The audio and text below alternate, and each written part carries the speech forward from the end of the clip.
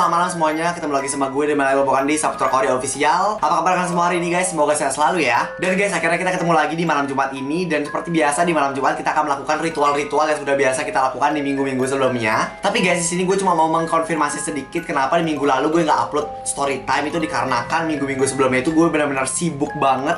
Gue ngurusin pembangunan, gue juga ngurusin pembelian, gue juga ngurusin ada beberapa hal yang belum selesai. Jadi gue kayak benar-benar super padat banget kegiatannya, makanya gue nggak bisa bikin konten. Tapi tenang aja guys, karena untuk beberapa hari ke depan gue udah nge-stok banget storytime yang super duper seram banget. Dan yang pastinya adrenalin kalian bisa terhibur dengan cerita-cerita ini. Oke, sebelum masuk ke ceritanya, di sini gue cuma mau ngingetin buat kalian semua yang belum pencet tombol subscribe-nya, boleh monggo dipencet sekarang juga tombol subscribe-nya. Gue kasih waktu 5 detik dari sekarang. Oke guys, thank you banget buat kalian semua yang udah mau pencet tombol subscribe-nya. Dan sekarang langsung kita bakal masuk ke cerita yang pertama.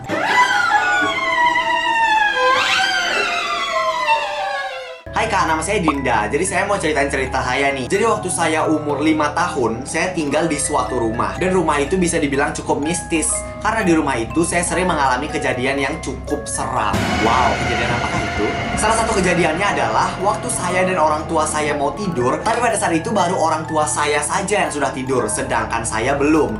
Jadi saya memutuskan untuk bengong aja di situ sambil nyanyi-nyanyi. Wow, biasanya orang kalau misalnya belum ngantuk itu main HP, main laptop, main iPad, mainin perasaan orang. Ini malah bengong dan nyanyi-nyanyi. Bentar lagi kesambet nih. Hati-hati Neng, hati-hati ya, jangan sampai kesambet lu. Nah, singkat cerita, saat saya sudah mengantuk, saya pun memutuskan untuk tidur. Nah, kebetulan kalau saya tidur, pintu kamar itu tidak ditutup. Dan pada saat itu, saya melihat ada tangan seseorang yang melambai-lambai ke arah saya. Itu pas lu ngeliat gitu, kenapa nggak lu jawab aja? Siapa ya? Mau numpang ojek, Pak? Yuk, Pak, sesuai alamat. Oke, lanjut. Di situ saya langsung teriak, dan ayah saya langsung keluar untuk mengeceknya. Sedangkan mama saya berusaha menenangkan saya agar tidak panik.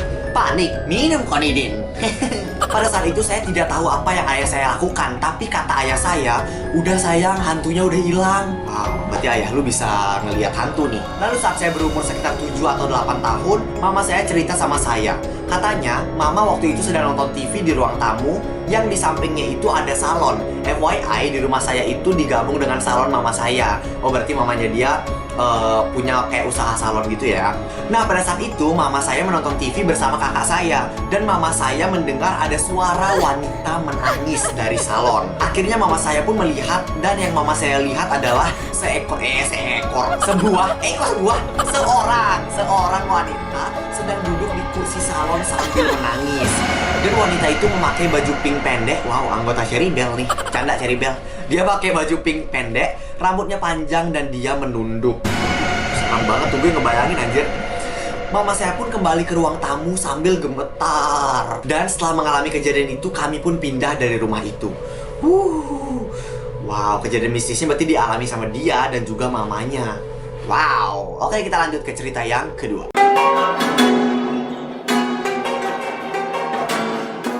Cerita yang kedua. Hai Kak Kori, kenalin nama aku Kiki. Hai Kiki. By the way, ini Kiki siapa nih? Kiki Saputri? Kiki Cowboy Junior? Atau Kiki Do you love me? Are you riding? Oke, gak lucu, lanjut. Jadi aku mau ceritain pengalaman yang menurut aku horor. Nah, sekitar 1 minggu yang lalu, sepupuku datang ke rumahku. Terus, karena udah lama gak ketemu, aku dan sepupuku memutuskan buat begadang. Oh, berarti dia nginep ya? Datang ke rumahnya sambil nginep. Oke. Tapi waktu itu kita cuma begadang sampai jam 1 malam aja. Ya itu udah cukup begadang juga sih namanya saya ya, di atas jam 12. Terus akhirnya aku dan sepupuku memutuskan untuk tidur. Dan pada saat itu aku dan sepupuku sudah tertidur. Tapi aku kebangun sekitar pukul 3 malam. Jam 3 itu bukan subuh ya? Jam 3, tahu deh, 3 malam atau subuh, udah tahu deh. Boh gue, malam atau subuh pokoknya masih gelap malam. Ya udah lu bener. Gue ngomong apaan sih anjir? Oke, lanjut. Gue bangun jam 3 malam hanya untuk ke kamar mandi. Habis itu setelah gue keluar dari kamar mandi, aku nggak langsung balik ke kamar. Karena aku lihat gorden di dekat pintu rumahku itu belum ditutup. Jadi aku mau tutup dulu gordennya. Tiba-tiba waktu aku mau tutup gordennya, aku lihat ada bayangan hitam di luar jendela. Di situ aku benar-benar takut banget. Jadi aku nggak jadi tutup gordennya. Terus aku langsung balik ke kamar. Tapi tiba-tiba waktu aku buka pintu kamarku, aku langsung melihat ada bayangan yang sama di jendela kamarku. Wow, berarti bayangan yang ada tadi di jendela luar itu pindah ke jendela kamarnya dia. Lanjut. Gue merinding anjir. Di situ aku takut banget dan aku langsung bangunin sepupu aku. Dan waktu sepupu aku udah bangun, aku bilang sama dia kalau ada bayangan hitam di luar jendela kamar. Dan waktu aku tunjukin, ternyata bayangan itu udah hilang. Di situ sepupu aku nggak percaya karena dia orangnya emang nggak terlalu percaya sama yang namanya setan. Dan sepupu aku nyuruh aku buat tidur. Aku pun langsung tidur lagi. Tapi setelah sekitar 5 menit aku tidur, aku dengar ada yang mengetuk bawah kasurku. Di situ aku benar-benar takut banget dan akhirnya aku bangunin sepupuku lagi, tapi dia nggak bangun. Aduh, kebo banget nih sepupunya nih. Tapi gue yakin banget dalam hati sepupunya pasti dia bilang kayak gini, aduh, nyesel banget gue tidur sama nih orang. Tidur aja ribet amat dibangunin mulu. Gitu tuh pikiran sepupu waktu itu ya. Mungkin siapa tahu kan. Oke, lanjut. Saat itu aku semakin takut dan di situ aku udah nggak bisa tidur lagi sampai pagi. Sewaktu pagi harinya aku ceritain lah kejadian semalam sama orang tuaku. Namun orang tuaku juga nggak terlalu percaya. Tapi ada tetanggaku, dia cowok ya by the way, di tetangganya ini. Nah, tetangganya dia itu percaya karena katanya pada saat malam hari, sekitar jam 3-an itu, si tetangganya ini melihat bayangan itu juga. Dan akhirnya orang tuaku pun memanggil semacam ustadz untuk mendoakan rumahku. Setelah itu alhamdulillah udah nggak ada kejadian kayak gitu lagi kak. Segitu aja ceritaku, semoga Kak Kori suka. Wow, berarti di sini lebih ke melihat bayangan-bayangan gitu ya. Tapi kalau udah malam-malam ngeliat bayangan sendirian pasti udah serem aja. Mau bayangan bentuk Cherry Bell, bentuk HP juga tetap serem aja kalau udah bayangan. Oh, dari tadi gue ngomongin Cherry Bell mulu ya. Oh my god, kayak gue kangen sama Cherry Bell. Baby, I love you so much. Oke, next cerita yang ketiga.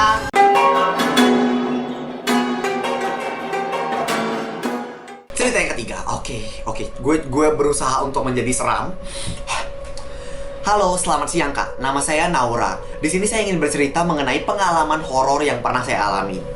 Jadi waktu sekitar 3 tahun yang lalu, saya camping pramuka Perjusami satu angkatan. Nah, by the way, buat kalian semua yang belum tahu Perjusami itu apa, jadi Perjusami itu adalah perkemahan Jumat, Sabtu, Minggu, disingkat Perjusami. Ada juga namanya Persami, perkemahan Sabtu Minggu. Ada juga namanya Persari, perkemahan 1 hari. Gitu ya. Jadi buat kalian yang belum tahu atau mungkin kalian nggak tahu tentang dunia kepramukaan, sekarang udah tahu gitu. By the way, gue pintar banget anjay. Ini gue kayaknya udah siap untuk diangkat sebagai Menteri Pendidikan Bidang Kepramukaan. Tepuk tangan semuanya. Oke, lanjut Kori, tolong fokus, tolong seram. Ini kan malam Jumat anjing, seram. Oke, ini kejadiannya sewaktu saya kelas 7. Kami berangkat menuju ke tempat camping pada siang hari. Sesampainya di sana, kita langsung membereskan barang-barang bawaan masing-masing ke dalam tenda. Singkat cerita, pada malam harinya, saya tidak bisa tidur. Tapi teman-teman saya sudah pada tidur, kecuali saya sendiri. Lalu, saya hanya melamun sembari memakan makanan ringan yang saya bawa dari rumah. Dan tiba-tiba, saya mendengar ada suara sinden dengan menyanyikan lagu tembang seperti Lingser Wengi. Saya tidak tahu itu jam berapa, tetapi saya rasa ini sudah larut malam. Karena hawanya sangat sepi dan lama-lama semakin sepi. Awalnya suara itu besar, jadi saya pikir itu berasal dari HP kakak-kakak Dewan Penggalang yang mungkin belum tidur dan iseng menyetel lagu tersebut. Tapi lama-kelamaan suara sinden itu semakin kecil, namun semakin terdengar jelas di telinga saya. Sontak saya pun langsung menutup telinga sekeras-kerasnya, namun suara itu masih terdengar seakan-akan tidak bisa hilang walau telinga sudah ditutup sekeras mungkin. Wow, mungkin itu yang harus diperiksa itu adalah telinga lo tuh ya. Tolong diperiksa telinga lo ke dokter jantung, siapa tahu ada sedikit permasalahan terhadap keasmaan dalam telinga lo. Oke, lanjut. Lalu di situ saya langsung bersikir dan akhirnya suara tersebut pun hilang dengan sendirinya. Karena saya tidak mau ada hal yang aneh-aneh terjadi, maka saya memutuskan untuk membaca doa lalu saya tidur. Namun kejadian seperti itu tidak hanya sampai di situ saja, melainkan di malam berikutnya juga terjadi kejadian horor yang sama. Pada malam berikutnya diadakan acara jurit malam. Nah, mungkin kalau misalnya kalian semua ada yang belum tahu jurit malam itu apa, nanti gue bakal tulis di sini pengertiannya, oke? Namun kejadian horornya bukan berada di acara jurit malam ini, melainkan setelah acara jurit malam. Singkat cerita, setelah acara jurit malam selesai, para peserta perkemahan diperintahkan untuk langsung segera tidur. Awalnya saya bisa tidur, namun tiba-tiba saya terbangun sekitar jam 1:30 malam karena saya kebelet pipis. Aduh, kenapa sih pipis ini mesti datang di waktu yang tidak tepat? Ini sekarang kalau misalnya dia keluar terus pipis sendirian, udah pasti ketemu hantu. Gak mungkin di perkemahan pipis malam-malam ketemu Ria Ricis, ya kan? Aduh, udah pasti ketemu hantu nih sekarang nih. Siap-siap aja nih, pasti ketemu hantu. Pada saat itu saya pun membangunkan satu persatu teman tenda saya karena saya minta ditemani untuk ke kamar mandi. Namun mereka tidak ada yang bangun. Aduh, punya temen kebo semua lagi nih. Tapi untungnya ada yang berhasil dibangunkan, tapi malah tidur lagi. Lah, itu namanya belum bangun, Neng. Itu baru namanya menghirup napas segar aja tuh kayaknya, baru tidur lagi. Dan akhirnya saya pun memutuskan untuk pergi ke kamar mandi sendirian. Saat saya ingin beranjak pergi keluar tenda, tiba-tiba saja salah satu teman saya ada yang terbangun, lalu dia duduk. Ya sudah, saya minta dia untuk nemenin saya ke kamar mandi. Saya bilang gini ke dia, "Cuy, buruan temenin ke kamar mandi, udah kebelet banget nih." Namun teman saya hanya mengangguk saja tanpa ada respon lainnya. Saya sedikit heran kenapa dia seperti itu. Karena dia adalah tipe orang yang cerewet dan banyak omong biasanya. Tapi saya berpositif thinking saja. Mungkin karena dia baru bangun tidur, jadi dia cuma mengangguk saja. Oke, positif thinkingnya bagus nih ya. Karena mungkin karena kebanyakan orang emang gitu. Kalau misalnya baru bangun, mesti loading dulu sebentar, diam, dan gak suka diajak ngomong gitu. Oke, lanjut. Ketika perjalanan menuju ke kamar mandi, saya merasakan hawa-hawa yang tidak enak dan sedikit merinding. Maka sepanjang perjalanan menuju toilet itu, aku mengajak temanku berbicara agar sedikit menghilangkan hawa yang tidak-tidak. Namun temanku hanya diam saja dan tidak merespon apa-apa. Aduh, bau-bau hantu nih temannya nih. Kan HP gue bilang gak mungkin ketemu Ria Ricci serta Halilintar tuh gak mungkin. Pasti ketemu setan. Udah pasti setan nih teman lu nih. Di situ saya berpikir positive thinking karena mungkin dia masih mengantuk. Dan sesampainya di kamar mandi, saya menitipkan senter kepada teman saya itu. Setelah saya keluar dari kamar mandi, alangkah terkejutnya saya karena senter yang tadi saya titipkan kepada teman saya itu sekarang ada di lantai depan pintu kamar mandi. Dan teman saya pun tidak ada di situ. Wow. Saya tahu teman saya itu adalah tipe orang yang penakut. Jalan dari kamar mandi menuju tenda saja tidak berani. Masa sih dia berani ninggalin saya sendirian? Namun pada saat itu kejadiannya dia benar-benar hilang dan gak ada di situ. Tanpa pikir panjang lebar, saya pun langsung cepat-cepat karena merinding dan sudah ketakutan. Saat di perjalanan menuju ke tenda, tiba-tiba saja ada kakak Dewan Penggalang yang bertanya, "Dek, habis dari mana? Kenapa sendirian?" Saya pun menjawab, "Habis dari kamar mandi, Kak. Tadinya berdua sama teman saya, tapi teman saya sudah duluan pergi ke tenda." Lalu kakak itu berkata, "Lain kali jangan sendirian ya, Dek. Bilangin ke teman-teman kamu, karena minimal harus berdua kalau misalnya mau ke kamar mandi." Aku hanya menjawab, "Iya, Kak." Lalu sesampainya di tenda, saya terkejut karena teman saya yang tadi mengantar saya ke kamar mandi ternyata masih tertidur pulas. Karena posisinya sudah malam, saya pun memutuskan untuk tidur saja dan membicarakan hal tersebut di keesokan harinya. Saat pagi harinya, saya bertanya kepada teman saya yang kemarin mengantar saya ke kamar mandi, "Kamu tadi malam nganterin aku ke kamar mandi kan?" "Hah, enggak kok, aku tidur aja sampai pagi." "Jangan bercanda, jelas-jelas tadi malam kamu loh yang nganterin aku ke kamar mandi." "Udah jangan bercanda, serius dong, jangan nakut-nakutin."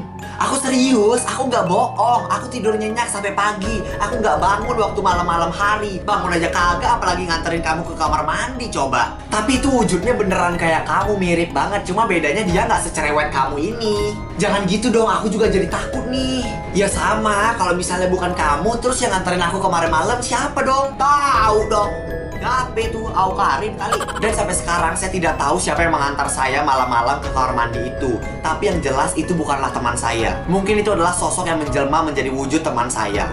Tapi setelah kejadian tersebut, untungnya tidak terjadi apa-apa kepada diri saya. Alhamdulillah saya baik-baik saja sampai saat ini. Kejadiannya sudah 3 tahun lalu, Kak. Namun mengetik cerita ini saja sudah membuat saya merinding. Segitu saja cerita dari saya, Kak. Sekian dan terima kasih. Wow, ini cerita super duper merinding banget. Karena kalau misalnya kita beneran ada di posisi dia, itu kita bisa aja pingsan. Tapi dia hebat loh, dia nggak pingsan. Dia bisa jalan terus.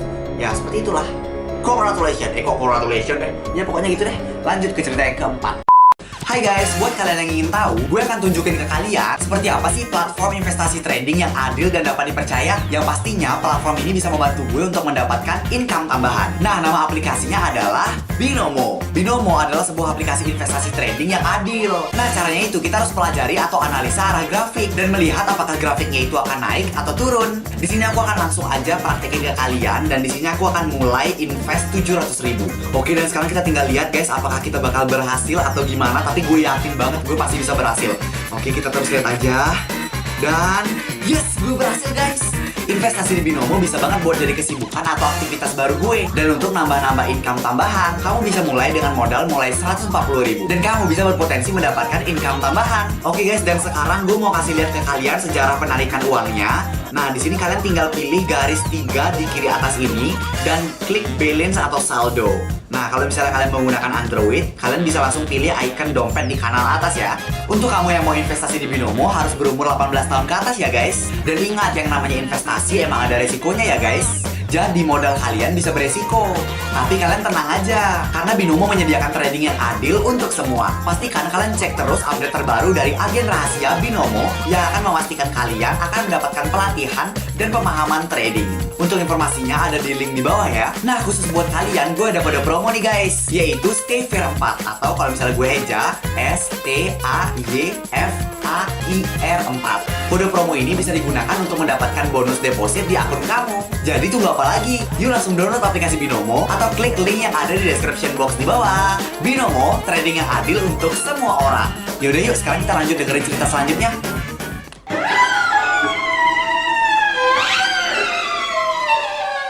Nah, cerita yang keempat ini aku nggak tahu dari siapa, tapi dia langsung masuk ke ceritanya. Aku pernah ke Majalengka buat ngunjungin rumah nenek aku yang udah lama nggak ketemu.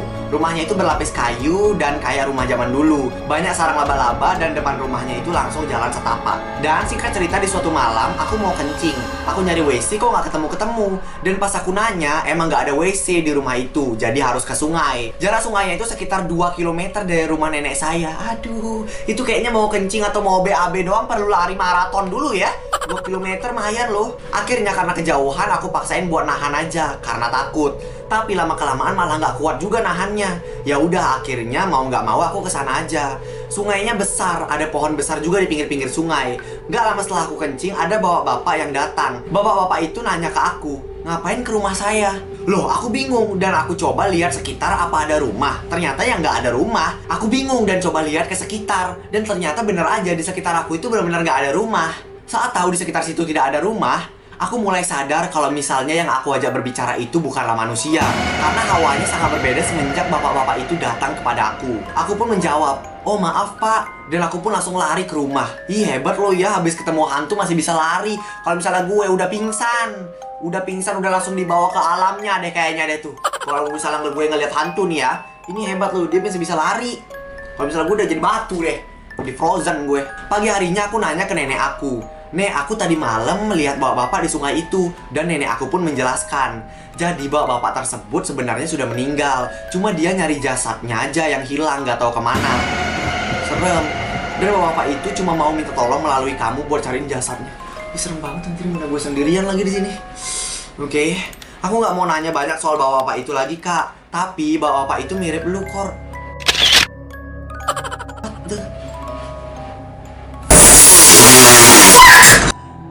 Sumpah lu jangan bercanda lah anjir.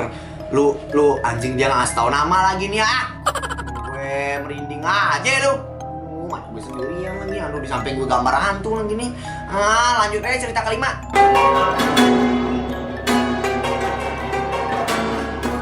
Oke, jadi ini ada cerita kelimanya nih. Karena gue udah lama banget gak bikin konten, jadi gue kasih bonus ada cerita kelimanya. Jadi agak lama nih durasinya ya. Nah, cerita kelima sekaligus cerita terakhir. Aduh, gigi gue ada yang nyangkut nih.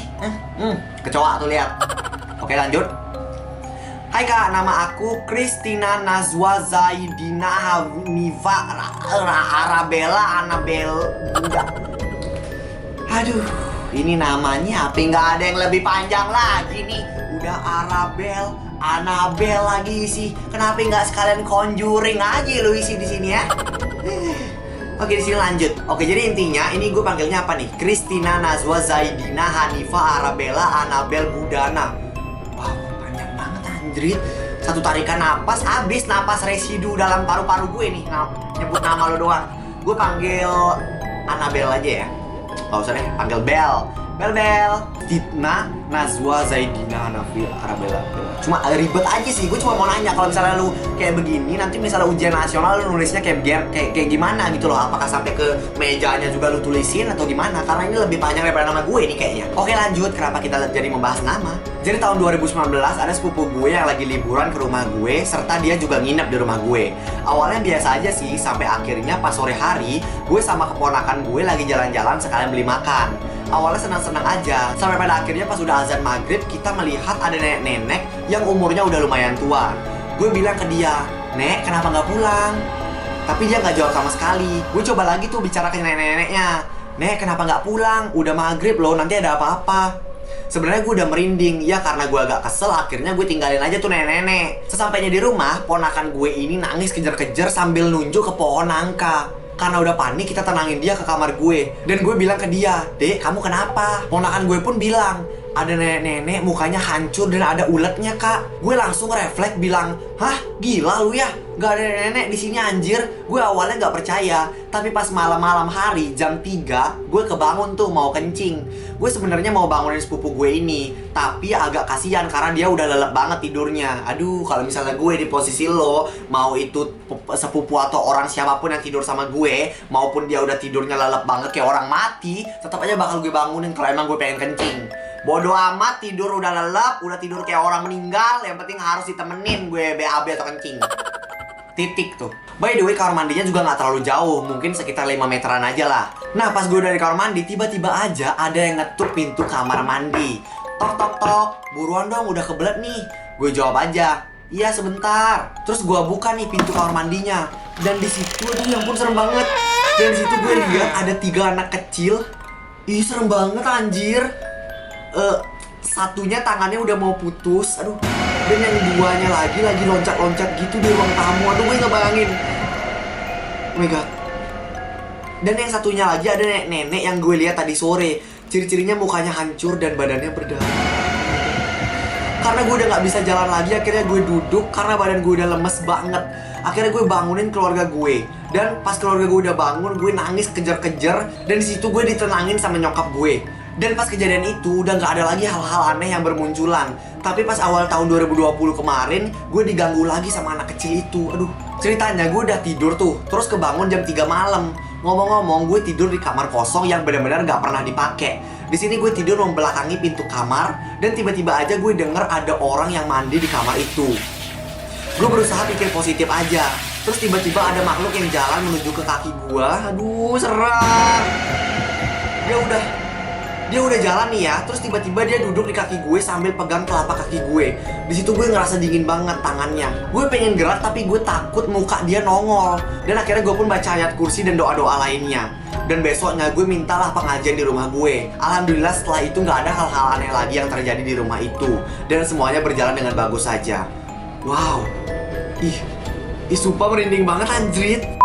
Oke guys, mungkin sampai di sini aja dulu story time hashtag 17 kali ini. Semoga kalian suka sama ceritanya. Karena jujur li ini sepanjang membaca story time, ini paling serem sih menurut gue. Ini bener-bener creepy banget anjir, sumpah. Coba sekarang juga kalian komen di bawah dari kelima cerita itu, cerita mana yang menurut kalian paling seram dan cerita mana yang paling kalian suka. Tapi guys, sebelum mengakhiri video sini gue mau ngingetin buat kalian semua yang belum pencet tombol subscribe-nya, buruan dipencet sekarang juga. Karena mencet tombol subscribe itu benar-benar tanpa pungutan biaya apapun. Dan juga gue mau ngingetin kalau misalnya kalian punya kritik, saran, pendapat, ide konten dan lain sebagainya, ataupun cerita horor dan juga video-video penampakan horor, kalian bisa langsung menyampaikannya lewat WhatsApp yang ada di bawah ini dan juga email ini ya. Tapi tolong menyampaikannya dengan bahasa yang sopan santun, karena itu semua dihandle sama tim-tim gue. Oke guys, itu aja dari gue untuk storytime hashtag 17 kali ini. Semoga malam Jumat kalian bisa lebih bermakna, lebih berarti, dan lebih serem lagi setelah menonton video ini.